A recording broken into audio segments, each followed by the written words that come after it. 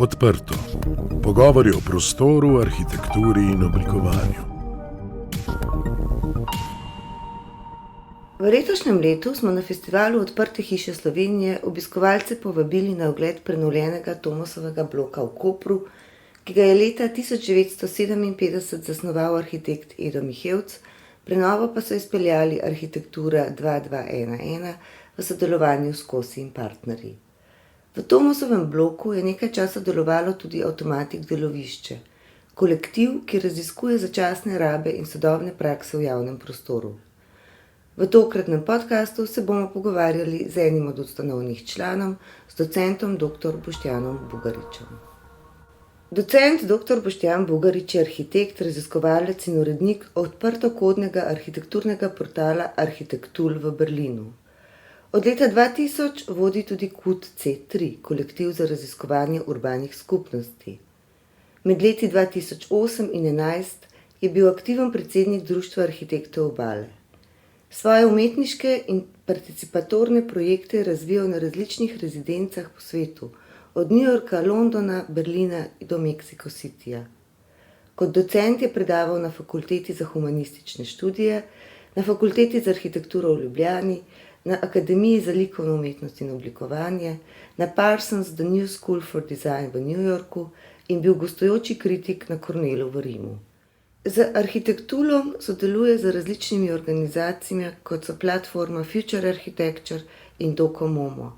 Leta 2019 je v Kopru ustanovil kolektiv Avtomatik delovišče s spletnim portalom za prostorske tematike Zbirnik. Javni prostor je po definiciji prostor, ki je dostopen vsem, ne glede na spol, raso, starost ali socialni status. Pomembno vpliva na skupnost, saj predstavlja okolje, v katerem se odvija javno življenje in oblikuje skupne vrednote. Mestu daje prepoznavnost in identiteto. V sodobnem času neoliberalizma smo priča nadvladi zasebnega kapitala nad javnim interesom, kar se odraža na način, da je javni prostor vedno bolj nadzorovan, javnost pa postaja blago široke potrošnje. Čeprav se je javno življenje med pandemijo večinoma preselilo v medijski prostor, se vedno bolj zavedamo, da je kakovost življenja odvisna tudi od dostopa do skupnega fizičnega prostora in skupnih zelenih površin. Pomembno je tudi, kako so ti prostori oblikovani in na kakšne načine jih lahko uporabljamo. Slovenska obala se srečuje z najrazličnejšimi problematikami, od zapuščenih objektov, ki jih je zapustila prejšnja gradbena kriza, do degradiranih mestnih območij, pa do pomanjkanja zelenih površin in nepovezanih javnih prostorov. Zadnja celovita vizija prostorskega razvoja je bila oblikovana v 60. letih prejšnjega stoletja, ko se je s tem ukvarjal arhitekt Edo Mihevc. Kasneje pa ni bilo neke želje in politične volje, da bi se prostor obravnaval celovito, z mislijo na prihodnost.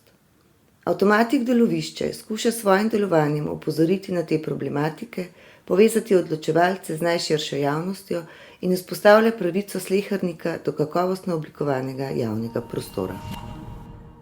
Boštjan, pozdravljen. Avtomatik delovišče je nekaj časa delovalo v pritličju prenovljenega Tomosovega bloka, kar je imelo za kolektiv tudi močan simbolni pomen. Kako si prišel na to idejo? Kako ste se dogovorili z lastnikom in kakšen je bil vaš program v času tamkajšnjega delovanja? Živjo, Lenka. Hvala za to povabilo. Ideja Avtomatik delovišča se je nekako rodila v Tomosovem bloku, v pritličju Tomosovega bloka, vendar je nastajala že kar nekaj časa prej, lahko rečem tudi 10 ali pa 15 let prej. Ideja sama je dozorela pač v določenem momentu, v določenem času, ravno zaradi tega, ker je naš kolektiv oziroma skupina iskala ustrezen, ne samo ustrezen prostor, ampak tudi ustrezen moment za nekako začetek izvajanja tega programa. Na nek način se je ta moment izkazal ravno v tem trenutku, kajti v času, ki ga živimo, v tem popolnoma neoliberalnem času, kjer je arhitektura in prostor podrejena večinoma zgolj in samo kapitalu in se večji tipi arhitektur večinoma zidajo samo in na način komunikacije z velikimi investitorji, smo poskušali v tem trenutku komunicirati z lastnikom prenovljenega Tomosovega bloka, ki je sicer prej več kot 10 let razpadal v samem historičnem mestnem jedru Kopra. Investitor je po tem dolgem obdobju kupil objekt od mestne občine Koper. Moram reči, da je bil za Nazorev trg in Tomosov blok izveden leta 2006 tudi javni anonimni natečaj skupaj z ZAPS-om, vendar ni bil nikoli udejanjen. No, in v tem Tomosovem bloku se je zavrtela zgodba drugače. Investitor je bil pripravljen prisluhniti na našo ponudbo, in sicer da za neko določeno obdobje, recimo polletno obdobje, nam ponudi pritličje za začasno rabo, za neke začasne aktivnosti, začasen program, ki smo ga izgajali skupaj s kolektivom arhitektov, krajinskih arhitektov, oblikovalcev, radijcev, kulturnikov, umetnikov, fotografov in tako naprej. Gre seveda za sodelovanje Kulturno-umetniškega društva C3 in neodvisnega radia NOR, ki je seveda v tem prostoru ustvarilo na nek način nek nov prostor skupnosti. Namreč vsebine oziroma program v tem prostoru je bil namenjen predvsem povezovanju z lokalno skupnostjo, z lokalnimi prebivalci, zato smo se že od samega začetka povezali z krajevno skupnostjo Koper Center. Že prej smo bili povezani s krajevno skupnostjo Semedela.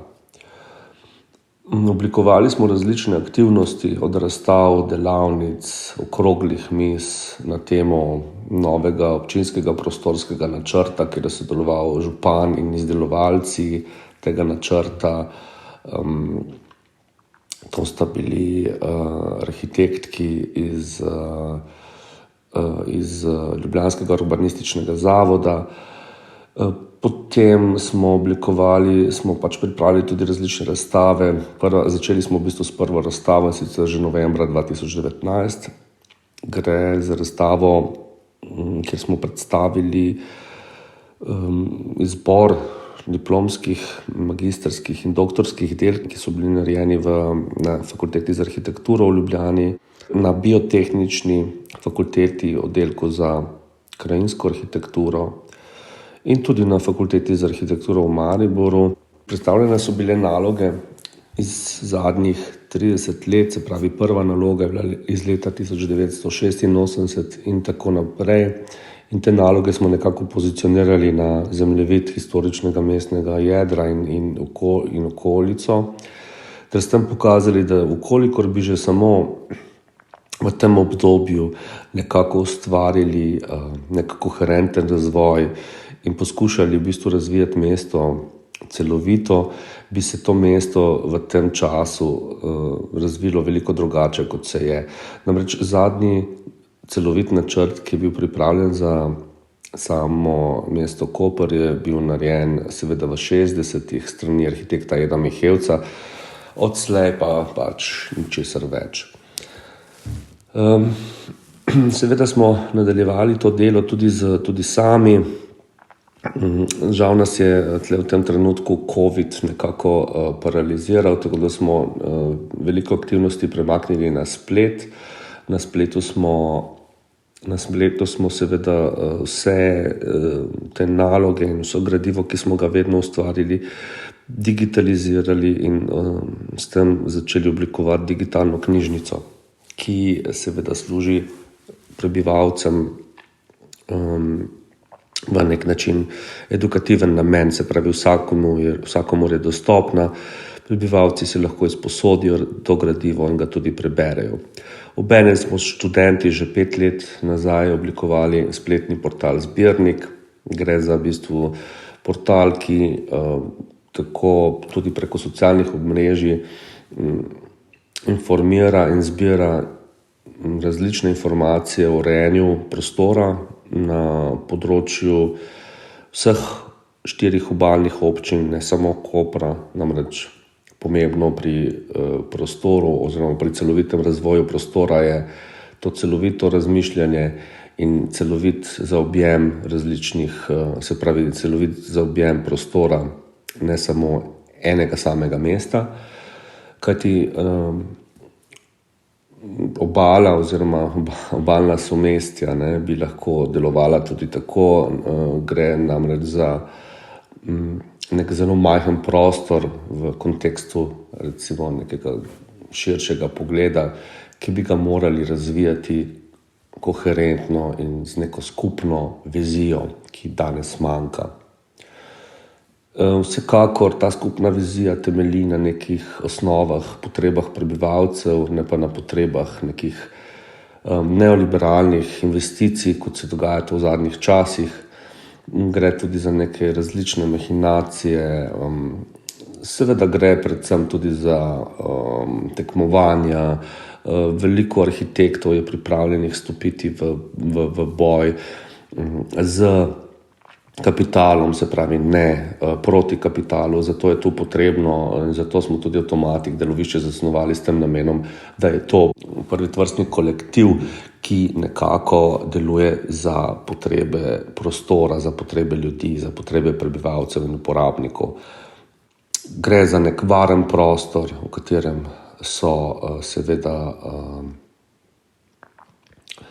v katerem so prepovedani vsi izmi, se pravi tukaj ni prisotnih nacionalizmov, ni prisotnih različnih sovraštev, ni prisotnih šovinizmov, homofobije, ksenofobije, mizoginije in tako naprej. Lahko rečem, da je nekako Tomosov blok nam dal res nek tak močan simbolni pomen in zagon, vendar smo idejo zasnovali širše, se pravi v tem 6-mesečnem obdobju smo že iskali nek nov prostor, kateremu se bo Avtomatik delovišče, koncept Avtomatik delovišča nadaljeval tudi naprej, se pravi koncept je začasne rabe, da bi s tem pokazali tudi ljudem, da začasna raba ni skvotiranje, se pravi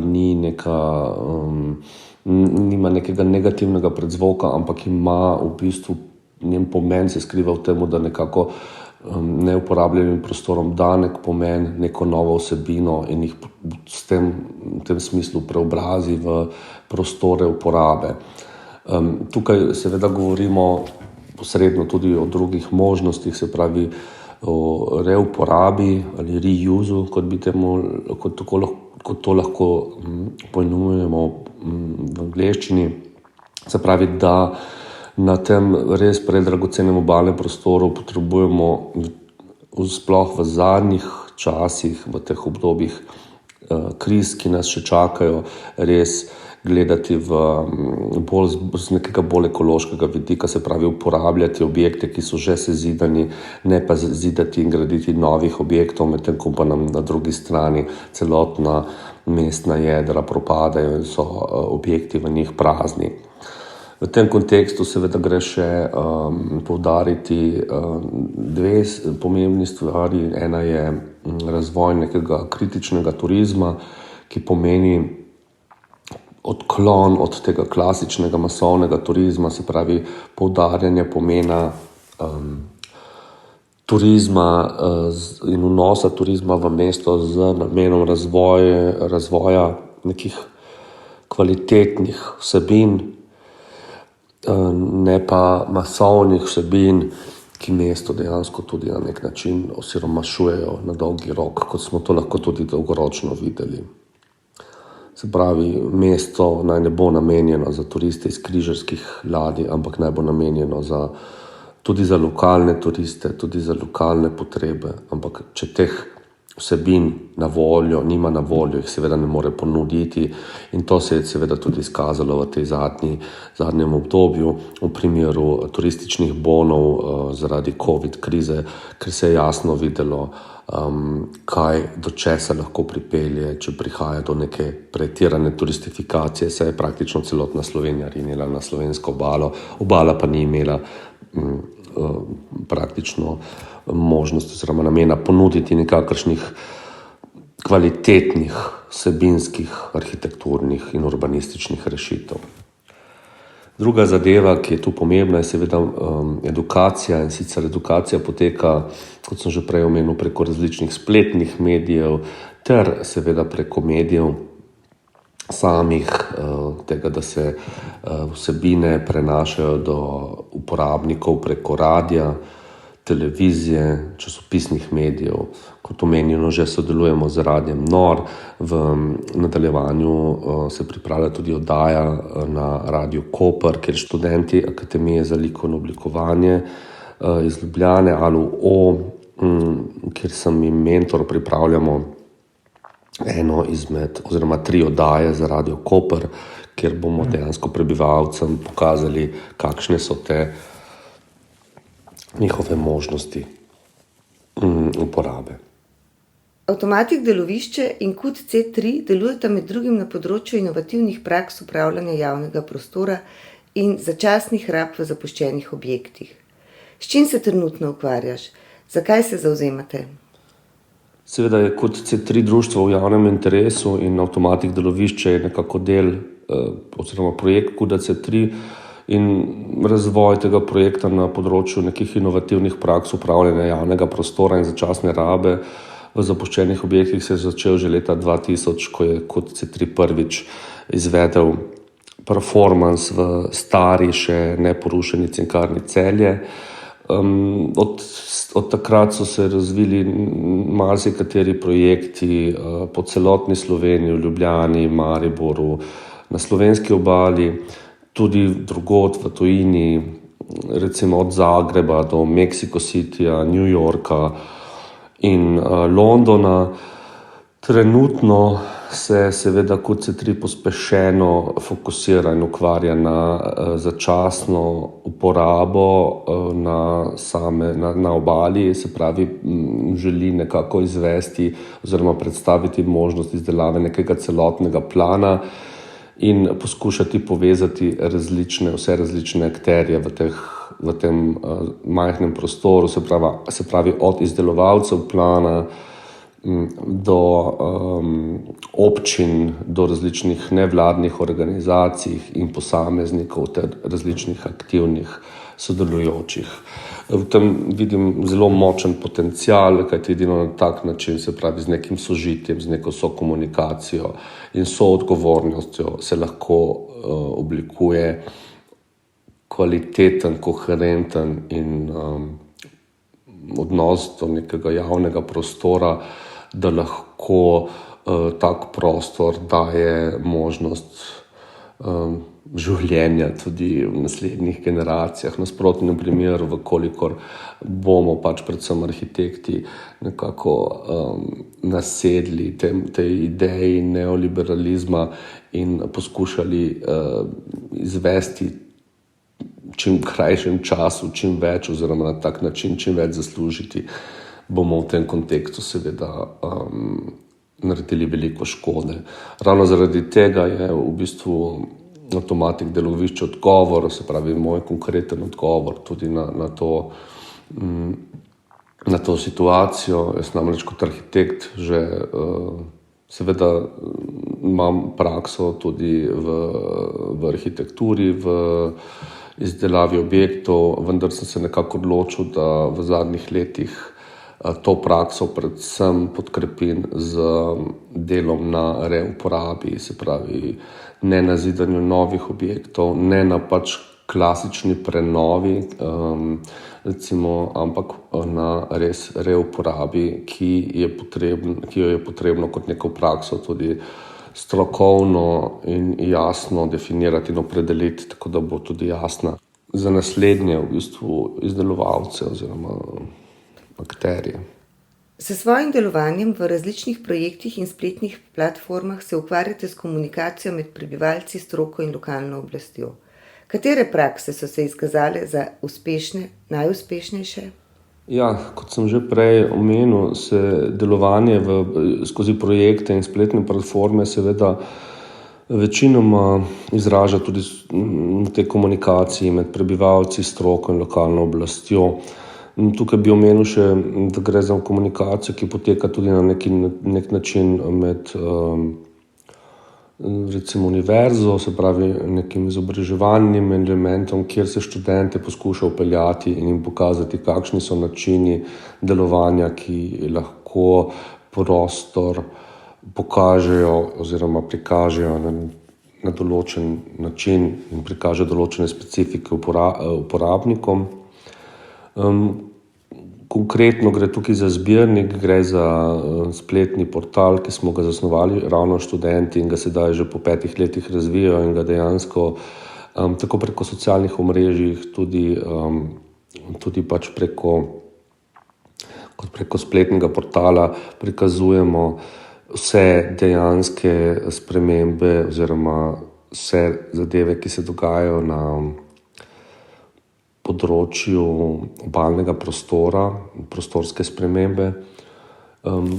Gre za tudi uvajanje neke pravice do prostora, se pravi pravice vseh ljudi do uporabe prostora, predvsem javnega prostora. In zbirnik omogoča ravno to odprtost. Namreč prebivalci lahko so vključeni tudi, vprašajo, predlagajo, komentirajo. Imamo različne ankete, imamo različne projekte, kjer si lahko prebivalci tudi sami preberejo različne tako knjige, tekste, naloge, kot tudi različne članke. Se s tem izobrazijo, odprejo, razširijo nekako področje, da to področje v prostoru, se pravi, preseže nekako to temeljni odgovor, ki ga dobimo oziroma ki smo ga večinoma dobili od prebivalcev. In sicer, jaz pač v prostoru ne vem, nisem strokovnjak, oziroma druga zadeva, ki me blazno razžalosti, je, ko mi nekdo komentira zadevo, da to pa kazi podobo mesta.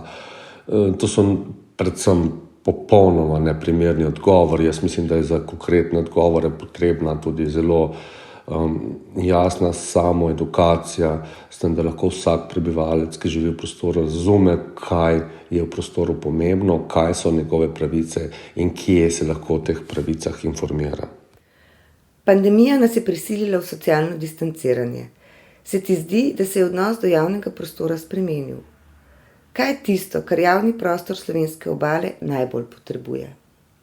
Pandemija nas je v avtomatik delovično nekako prisilila ne v socialno distanciranje, ampak v izražanje preko drugih možnosti, se pravi preko socialnih omrežij, preko online povezav, preko radijskih povezav, preko različnih medijev. Mi te pandemije ne gledamo kot neke slabosti, ampak kot priložnost. Seveda se je pa odnos do javnega prostora v tem času zelo spremenil. Predvsem moram reči, da pri raznih investitorjih, se pravi, ki še vedno stremijo k tem svojim investitorskemu urbanizmu, investitorski arhitekturi, konkretno na primeru Koper, lahko vidimo, da je v tem obdobju pandemije ravno Solis, objekt Solisa, se pravi, dobil še 2 dodatni nadstropji, tako da popolnoma zapira mestno podobo z te glavne vpadnice, koprske vpadnice v mestno jedro. In ravno zaradi tega, ker seveda v tem času se je nekako zdelo, da je vse zaprto, je investitor izkoristil tole možnost in tole pridal k tej v bistvu k temu svojemu projektu. Seveda je mnogo drugih podobnih projektov tudi na mizi, vendar se ne bi zdaj do tega v te podrobnosti spuščal, vendar je ena ključnih stvari, ki je zaskrbljujoča, je ravno se pravi občinski prostorski načrt. In mislim, da pri tem projektu je zelo pomembno, da so vsi ljudje oziroma vsi prebivalci zelo jasno seznanjeni s tem, kaj pomeni oblikovanja prostora, grajenega okolja, da se jih nauči tudi brati te različne načrte. In to je tudi namen Avtomatik delovišča. Delujemo zelo pospešeno z različnimi socialnimi skupinami, z različnimi tudi starostnimi skupinami in seveda tudi z različnimi preko krajevnih skupnosti, preko različnih platform, kjer se nekako poskušamo osredotočiti na edukacijo, kako brati te plane. Tako da tukaj ne gre, da bi Avtomatik delovišče kritiziral občinski prostorski načrt, ampak gre za to, da ga prevaja in da ta načrt postane ljudem jasen in lahko sami izrazijo svoje mnenje na ta načrt. Jaz mislim konkretno, oziroma ker smo se s kolegi v Avtomatiku pogovarjali, konkreten problem so seveda definitivno javne zelene površine. In to je glavni problem slovenske obale. Slovenska obala je v veliki večini že kar sploh obalni pas zelo pozidana in mislim, da je zelo potrebno in pomembno nekako obdržati, če ne celo pridati zelene pasove z absolutno zasaditvijo, novimi zasaditvami dreves, ker v nasprotnem primeru bodo vsa primorska mesta, sploh v tej spremenjeni klimi poletni, težko dihala poleti. Če tukaj samo omenim primer, ko je primerjave recimo načrtovanja mest mesto Berlin je leta 1920 imel jasen plan izdelave zelenih površin v mestu. Sprašujem se, ga ima Koper, ga ima Izola, ga ima Piran, Ankaran? Eden tvojih zadnjih projektov je sodelovanje in kuriranje razstave v galeriji Desa z naslovom Arhitektura, skulptura, spomin. Avtomatik delovišče je bil v preteklih tednih virtualni portal, kjer je bil vsak dan predstavljen eden izmed 33 spomenikov nekdanje Jugoslavije. Pogovor o tem boste zaključili na Dan Republike 29. novembra 2020.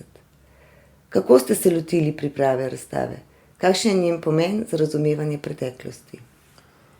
V arhitekturni galeriji Desa smo skoraj po 30 letih razpada Jugoslavije nekako z distanco pogledali to skupno arhitekturno zgodovino jugoslovanskih spomenikov. Gre seveda za nekako izsek tega segmenta, ki je bil predstavljen v newyorški MoMI. Se pravi, tukaj gledamo konkretno na spomenike nekdanje Jugoslavije, ki so namenjeni žrtvam narodnoosvobodilne borbe, vojne in nas skozi to umetniško govorico spominjajo in opominjajo na dostojanstvo človekovega življenja in smrti. Zdi se, da je z razpadom Jugoslavije na samostojni državi leta 1991 začela tudi izvenevati potreba po spoštovanju spomina, ki ga izražajo njena spominska obeležja. Zato so spomeniki danes po posameznih območjih različno obravnavani v različnih stanjih, ponekod ohranjajo spoštljiv spomin na preteklost in na prizadevanja minulih generacij, drugod so zapuščeni in prepuščeni propadu ali pa celo skrunjeni. Ker so zelo abstraktni, danes izkoriščajo takšne ali drugačne namene, od snemanja reklam, glasbenih videospotov do modnih pist. Takšno rabo spomenikov strani posameznikov, ki s preteklostjo ne čutijo oziroma je ne poznajo in je tudi ne morejo spoštovati, je zloraba in omalovaževanje dostojanstva žrtev ter spomina nanje. Z razstavo načrtujemo gostovanje v vseh nekdanjih jugoslovanskih republikah. Spodbuditi želimo zrelo in spoštljivo presojo umetniško-arhitekturne vrednosti spomenikov nekdanje države, opozoriti na njihov kulturni in kontemplativni pomen, ter s tem prispevati k vzdrževanju in ohranjanju spominskih območij. Prav tako želimo prispevati in predstaviti izjemno napredno in še vedno sodobno umetniško govorico njihovih ustvarjalcev. Namreč spomeniki so vezi s preteklostjo, opominjajo na dostojanstvo človeškega življenja in smrti in predvsem tudi spomina.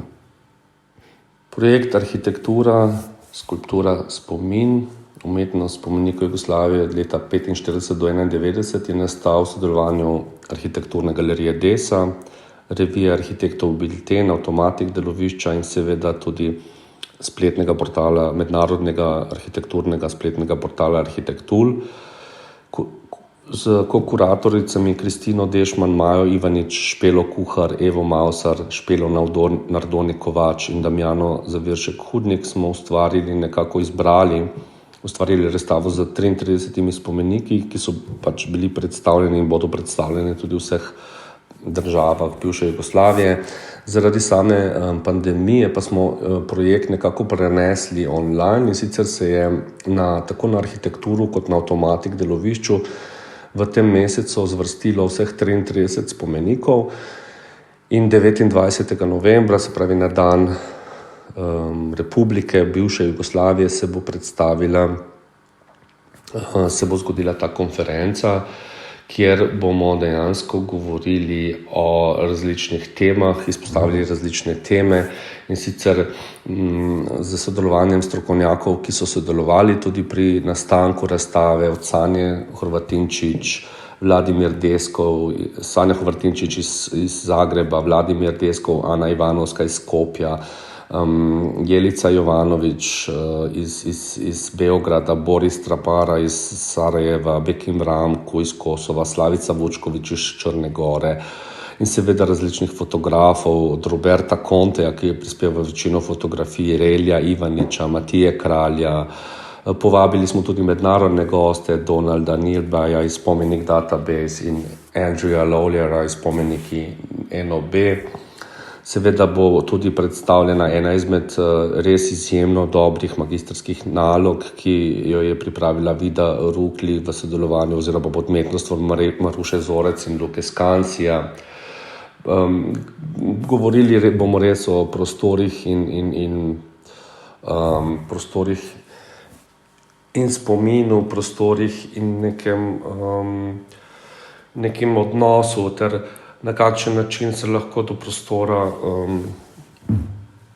tega spomina, teh spomenikov opredelimo v prihodnosti. Gre za to, da spomeniki govorijo neko zgodbo iz preteklosti in če bi na tem ozemlju nekako poskušali na malo bolj koherenten način združevati to možnost ohranjanja spomina, verjetno ne bi dopustili, da na teh spomenikih snemajo različne reklame, kot so za sončna očala ali pa naprimer za pivo, kot se je to zgodilo na Petrovi gori. Se pravi, gre za popolnoma zlorabo spomina, kjer na tem memorialnem območju ležijo v bistvu padli. Gre za trupla, v bistvu, katere se potem izkorišča za snemanje različnih reklam za komercialne namene. In to je nedopustno. Samo primer, Eisenmanov spomenik v Berlinu, spomenik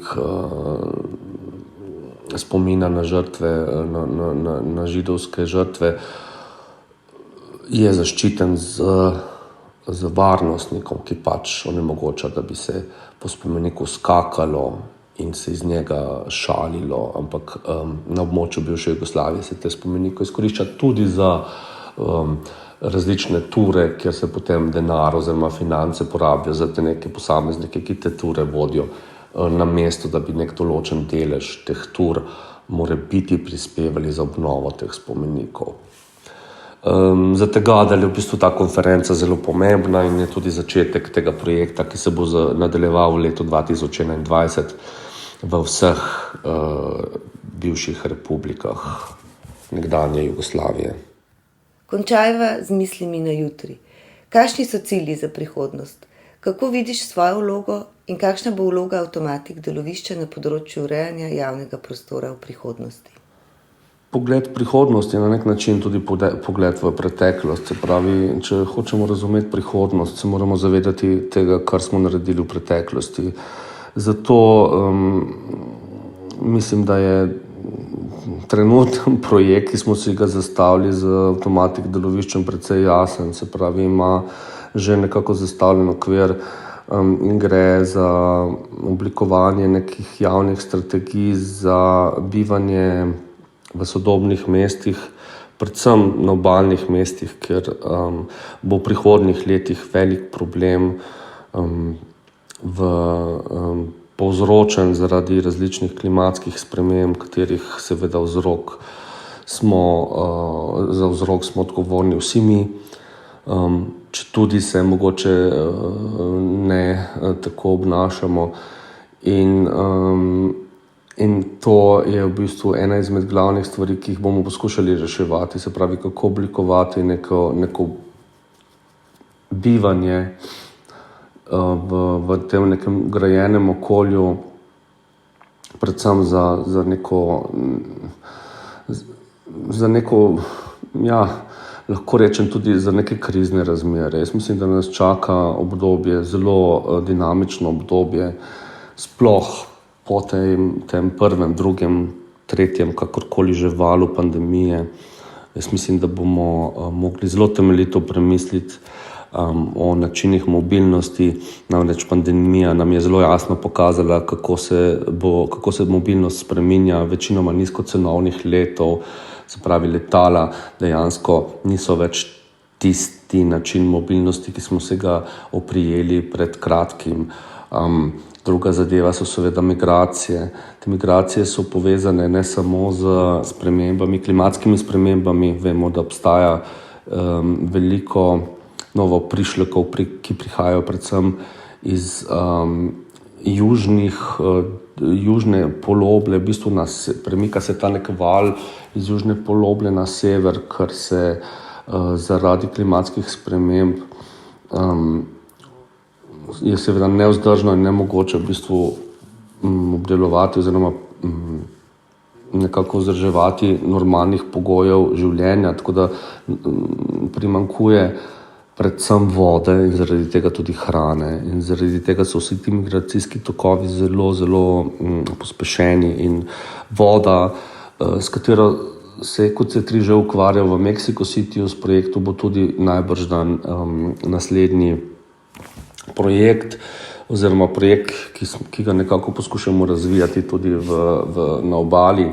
Kot vemo, se je pred kratkim zgodila nesreča z vlakom in je potem ta kerozin stekel v vodni vir in je bila celotna obala zelo pod res problematičnem stanju. In voda je v bistvu tista prihodnost, ki nas čaka, ki bo postala tudi tisto novo dejansko zlato, zaradi katere se že začenjajo vojne. In rekuperacija vode na obali bo definitivno eden izmed projektov, ki smo ga že zastavili in ga začeli izvajati. Projekt sem začel izvajati že sam študenti, vendar nadaljujemo zadevo tudi z različnimi umetniki, med drugim gre tudi za sodelovanje z izjemno umetnico Marjetico Potrč, izjemnimi teoretiki, kot so Barbara Predan iz Aluoja iz Ljubljane in tako naprej. Gre seveda za projekt, ki se bo izvajal dolgoročno z namenom ustvariti nekih boljših, kvalitetnih pogojev, ne samo za urejanje javnega prostora, ampak za nekako možnost preživetja v teh nekih novih razmerah, ki nas čakajo v prihodnosti. S tem ne želim biti negativen, ne želim biti pesimističen, želim biti samo zelo realističen in predstaviti osnovne pogoje, ki nas čakajo v prihodnosti, zato da se lahko nanje bolje pripravimo in zato da lahko usmerimo vse moči v reševanje problematike, ki nas čaka že danes. Načeloma smo kar malo pozni, če ne celo prepozni, zato je pomembno, da se izključno te tematike lotevamo čim hitreje, čim prej in na čim boljši način. Vse ostale zadeve so nepomembne. Mislim, da je ta tematika zelo pomembna in da se ji trenutno tako tudi na nekem političnem področju obravnavanja v Sloveniji daje absolutno premalo poudarka. In zaradi tega se avtomatik delovišče zelo jasno opredeljuje do teh tem in zelo jasno kaže, kakšne so potrebe in kakšne so neke temeljne in ciljne možnosti za reševanje in oblikovanje nekega kvalitetnega prostora za neko, kolikor se da, kvalitetno življenje, ki bo seveda zelo drugačno v prihodnosti, kot smo ga bili navajeni mi v neki naši predhodni preteklosti, ampak s tem upamo, da morebiti lahko vseeno ustvarimo neko prihodnost, ki je pa bolj zadržana, bolj nekako ekološko nastrojena do uporabe okolja, kot smo jo bili vajeni mi, in v tem kontekstu tudi, da bo obstajalo veliko več mladih, aktivno vključenih udeležencev, ki bojo nasprotovali nezaželenim investicijam kapitala, nezaželenim potrebam in vidikom, ki jih kapital povzroča, in predvsem nasprotovali prekarnim načinom delovanja in življenja v tem prostoru. In s tem namenom pokazali tudi, kakšne so neke nove možnosti za oblikovanje in življenje v neki novi solidarnosti z seveda tudi takistim delovanjem, se pravi solidarnim delovanjem in solidarnostjo v prostoru. Poslušali ste podcast Odprto, prvi slovenski podcast o arhitekturi, ki ga je pripravila ekipa OHS. Za akustično ugodje je skrbel studio Sonolab. Odprte hiše Slovenije se zavzemajo za dobro arhitekturo, ki je namenjena vsem ljudem. Prisluhnite nam vsakič, ko boste o prostoru želeli izvedeti več. Da smo lahko odprto spregovorili o prostoru, nam je svojo podporo omogočilo Ministrstvo za okolje in prostor.